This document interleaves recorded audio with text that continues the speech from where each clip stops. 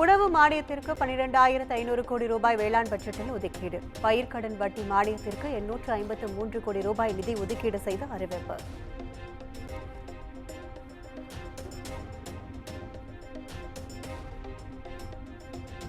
முதலமைச்சர் மண்ணுயிர் காப்போம் திட்டம் 146 கோடி செலவில் நடப்பாண்டும் செயல்படுத்தப்படும். 2335 ஊராட்சிகளில் 269 கோடியில் கலைஞர் அனைத்து கிராம ஒருங்கிணைந்த வளர்ச்சி திட்டம் செயல்படுத்தப்படவும் முடிவு.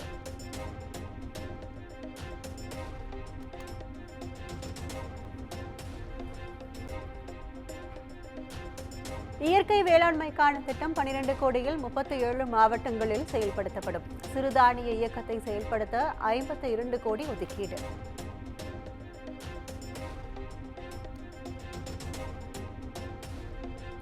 அறுபத்து 3000 மலைவாழ் உழவர்கள் பயனடையும் வகையில் 22 கோடியில் மலைவாழ் உழவர் முன்னேற்ற திட்டம் அறிமுகம்.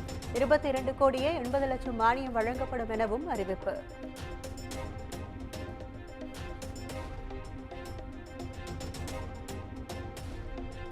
ஒருங்கிணைந்த பண்ணையம் உள்ளிட்ட திட்டங்களில் ஆதிதிராவிட மற்றும் பழங்குடியின உழவர்களுக்கு கூடுதல் மானியம் 40% மானியத்திலிருந்து 60% உயர்த்தி அறிவிப்பு.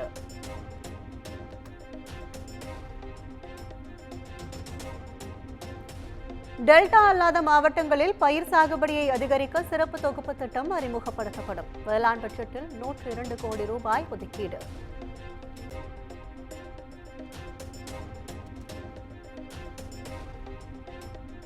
மின்சாரம் இணைப்பு இல்லாத உழவர்களுக்கு சூரிய சக்தியால் இயங்கும் பம்பு செட்டுகள் வழங்க 24 கோடி ஒதுக்கீடு.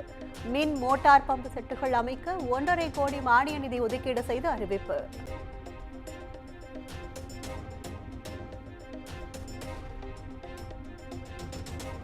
விவசாயிகளுக்கு தரமான விதைகள் வழங்க 52 கோடி நிதி ஒதுக்கீடு.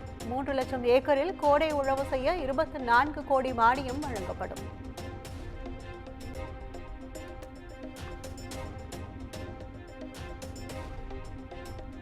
கரும்புக்கான ஊக்கத்தொகை 215 ரூபாயிலிருந்து 349 உயர்வு. கரும்பு டன் ஒன்றுக்கு 3500 ரூபாய் வழங்கப்படும். வேளாண் பட்ஜெட்டில் 297 கோடி ஒதுக்கீடு செய்து அறிவிப்பு.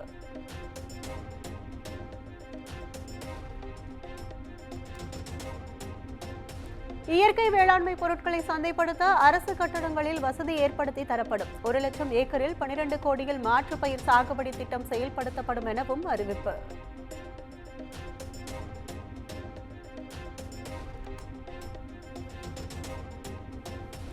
முதலமைச்சர் உழவர் பாதுகாப்பு திட்டத்தின் கீழ் வழங்கப்படும் நிதி உதவி உயர்த்தி வழங்கப்படும். வேளாண் பட்ஜெட்டில் தமிழக அரசு அறிவிப்பு.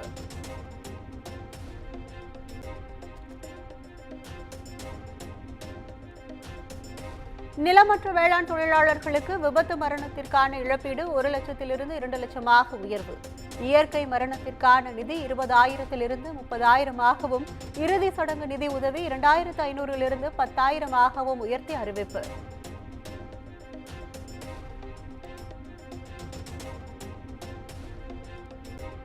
உழவர் சந்தை காய்கறிகளை நுகர்வோருக்கு டெலிவரி செய்யும் வகையில் உள்ளூர் இணைய வர்த்தகத்துடன் இணைக்கப்படும் புதிய திட்டம் அறிமுகம். 50 உழவர் சந்தைகள் தேர்வு செய்யப்பட்டு 10 கோடியில் அடிப்படை கட்டமைப்பு மேம்படுத்தப்படவும் முடிவு.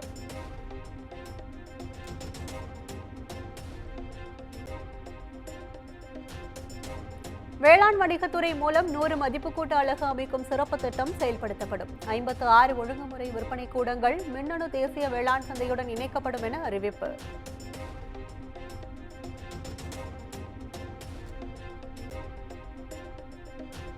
ஆயிரம் முதலமைச்சர் உழவர் நல சேவை மையம் அமைக்க 42 கோடி ஒதுக்கீடு. தமிழ்நாடு வேளாண் பட்ஜெட்டில் அறிவிப்பு.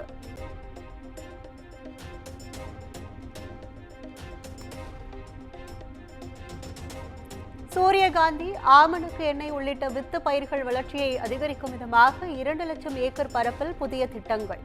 வேளாண் பட்ஜெட்டில் 108 கோடி ஒதுக்கீடு செய்யப்பட்டுள்ள நிலையில் 90,000 விவசாயிகள் பயன்பெறுவர் என மதிப்பீடு.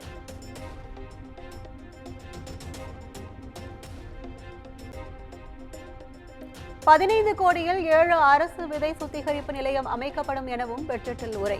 உழவர் உற்பத்தியாளர்கள் நிறுவனம் மூலம் 3000 மெட்ரிக் டன் விதைகள் சுத்திகரிப்பு செய்யப்பட்டு கொள்முதல் செய்யப்படும் எனவும் உறுதி.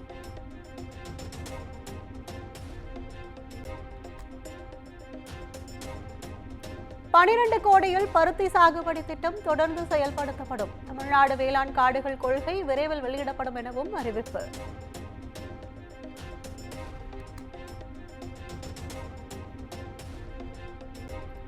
ஊட்டச்சத்து வேளாண்மை இயக்கம் என்ற புதிய திட்டம் 125 கோடியில் செயல்படுத்தப்படும். நகர்ப்புற கிராமப்புற மக்களுக்கு 75% மானியத்தில் எலுமிச்சை கொய்யா செடிகளின் தொகுப்பு வழங்கவும் இலக்கு.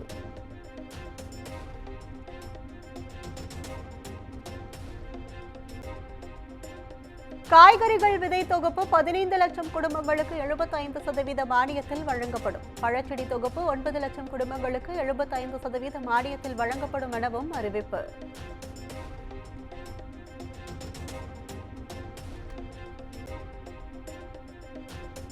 புரதச்சத்து நிறைந்த காளான் உற்பத்தியை ஊக்குவிக்க ஊரக பகுதியில் 5 காளான் உற்பத்தி நிலையங்கள் அமைக்கப்படும். தமிழ்நாடு அரசு அறிவிப்பு.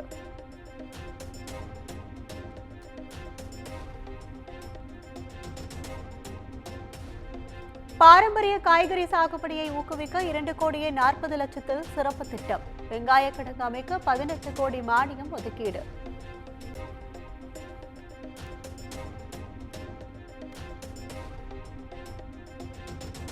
சிறப்பு திட்டத்தின் கீழ் 3000 ஏக்கரில் மல்லிச்செடி வளர்க்க ஊக்குவிக்கப்படும்.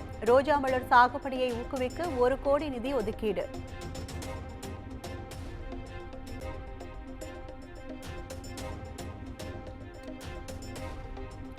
விருதுநகர் ராமநாதபுரத்தில் 2500 ஏக்கரில் உள்ள சீமை கருவேல மரங்களை அகற்றி மிளகாய் சாகுபடி செய்ய நடவடிக்கை எடுக்கப்படும். முந்திரி ஏற்றுமதியை ஊக்குவிக்கும் வகையில் 10 கோடியில் உழவர்கள் மேம்பட முந்திர வாரியம் அமைக்கப்படும் எனவும் அறிவிப்பு.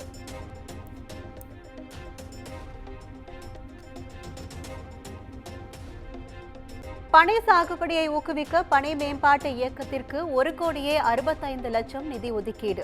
பலா மேம்பாட்டு இயக்கத்தின் கீழ் புதிய பலா சாகுபடியை ஊக்குவிக்க 5 கோடி ஒதுக்கீடு.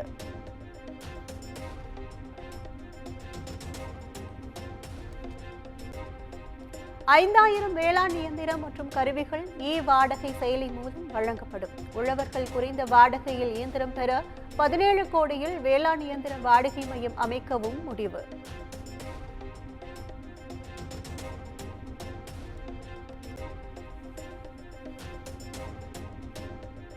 வேளாண் பணிகளை இயந்திரமயமாக்கும் நோக்கில் 3 கோடியில் உழவர்களுக்கு செயல் விளக்கம் அளிக்க முடிவு. 300 கிராம இளைஞர்களுக்கு மண் அள்ளும் இயந்திரம் மற்றும் வேளாண் இயந்திரங்கள் குறித்த திறன் மேம்பாட்டு பயிற்சி அளிக்கவும் திட்டம்.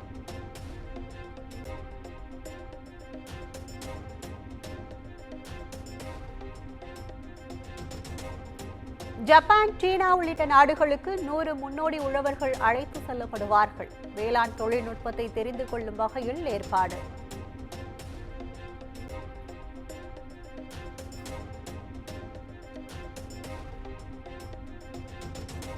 நவீன வேளாண் கருவிகளை கண்டுபிடிப்பவர்களுக்கு பரிசுகள் வழங்கப்படும். நம்மாழ்வார் விருது நடப்பு ஆண்டு வழங்கப்படும் என அறிவிப்பு.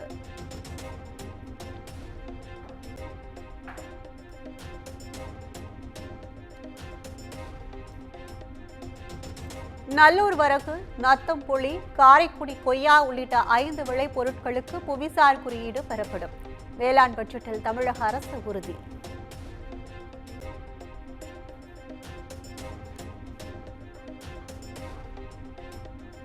விவசாயிகளை ஏமாற்றுவதில் திமுக அரசு வல்லவர்கள் என்பதை இந்த பட்ஜெட் நிரூபித்துள்ளதாக எடப்பாடி பழனிசாமி விமர்சனம். வேளாண் பட்ஜெட்டில் விவசாயிகள் நலனுக்கான எந்த ஒரு திட்டமும் இல்லை எனவும் பேச்சு.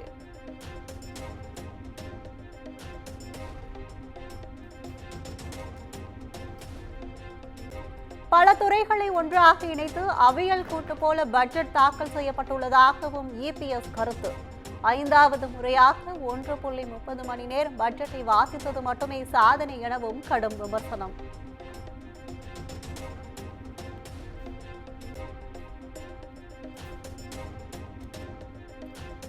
விவசாயிகளுக்கான வேளாண் பட்ஜெட் என கூறி போலி பட்ஜெட் தாக்கல். இருபோக சாகுபடி பரப்பை உயர்த்த அரசிடம் எந்த திட்டமும் இல்லை எனவும் எடப்பாடி பழனிசாமி குற்றச்சாட்டு.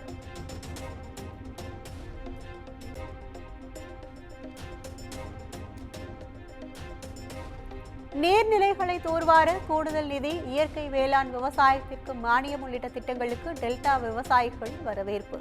பயிர் காப்பீடு திட்டம் குறித்து எந்த அறிவிப்பும் வராதது ஏமாற்றம் அளிப்பதாகவும் கருத்து.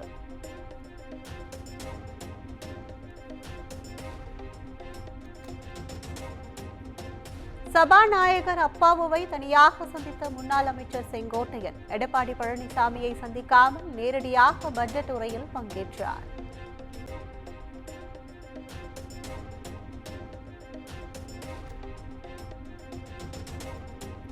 அதிமுக எம்எல்ஏக்கள் கூட்டத்தை செங்கோட்டையன் ஏன் தவிர்த்தார் என்பதை அவரிடமே கேளுங்கள், எடப்பாடி பழனிசாமி பதில்.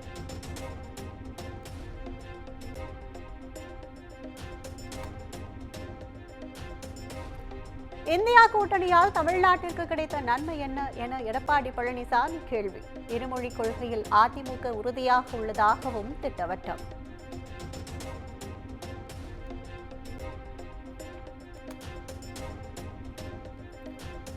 திமுக அரசின் வேளாண் பட்ஜெட் மொத்தமும் பொய்களும் புரட்டுகளுமாக உள்ளது. பாஜக மாநில தலைவர் அண்ணாமலை கடும் விமர்சனம்.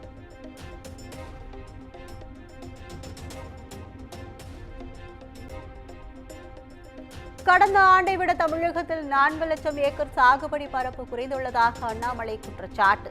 உண்மையை மறைக்க 2019-20 சாகுபடி பரப்பை வேளாண் பட்ஜெட்டில் குறிப்பிட்டுள்ளதாகவும் விமர்சனம்.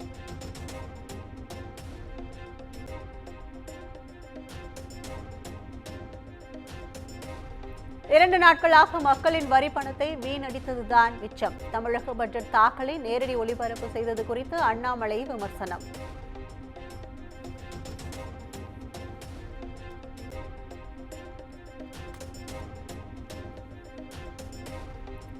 மதுவிலக்கை அமல்படுத்துவது நடக்கும் காரியம் அல்ல, முன்னாள் மத்திய அமைச்சர் ப. சிதம்பரம் கருத்து.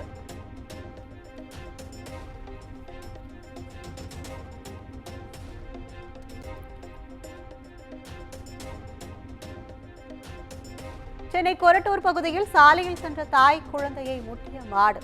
ஆக்ரோஷமாக முட்டும் சிசிடிவி காட்சிகள் வெளியாகி அதிர்ச்சி.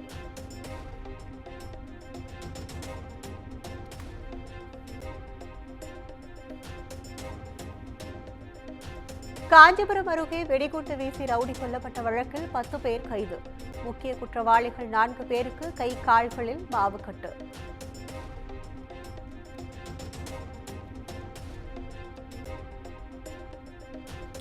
பல்வேறு கோரிக்கைகளை வலியுறுத்தி மதுரையில் அரசு உதவி பெறும் கல்லூரி ஆசிரியர்கள் சாலை மறியல். அரசாணை எண் 5ஐ முழுமையாக அமல்படுத்துதல், நியாயமான ஊதியம் வழங்க கோரிக்கை.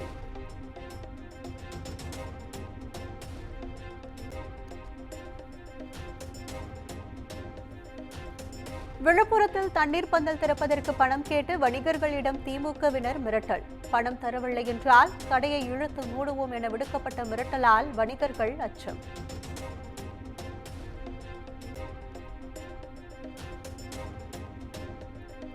சென்னையில் ஆபரண தங்கத்தின் விலை சவரனுக்கு 640 ரூபாய் குறைந்து 65,760க்கு விற்பனை. 1 கிராம் தங்கம் 8,220க்கு விற்பனையாகிறது.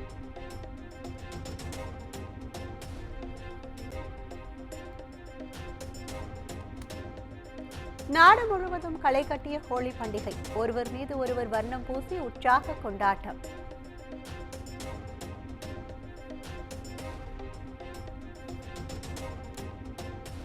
ஜம்மு காஷ்மீரின் புல்வாமாவில் கொட்டிய பனிமழை. வெள்ளை காடாய் காட்சியளித்த பகுதிகளின் வீடியோ வெளியீடு. ஹரியானாவில் பாஜக தலைவர் சுரேந்திர ஜவஹர் சுட்டுக் கொலை. நிலத்தகராறு விவகாரத்தில் அண்டை வீட்டுக்காரர் கொன்றதாக தகவல்.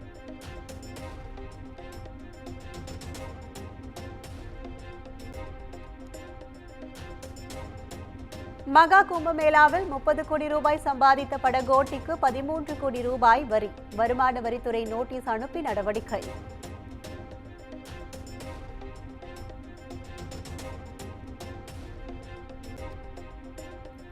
பாலஸ்தீன ஆதரவு போராட்டத்தில் ஈடுபட்ட இந்திய மாணவியின் விசா ரத்து.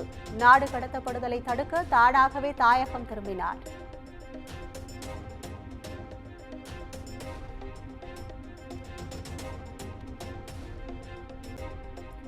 காசாவில் இஸ்ரேல் படை ட்ரோன் தாக்குதல். பாலஸ்தீனியர்கள் 5 பேர் கொலை.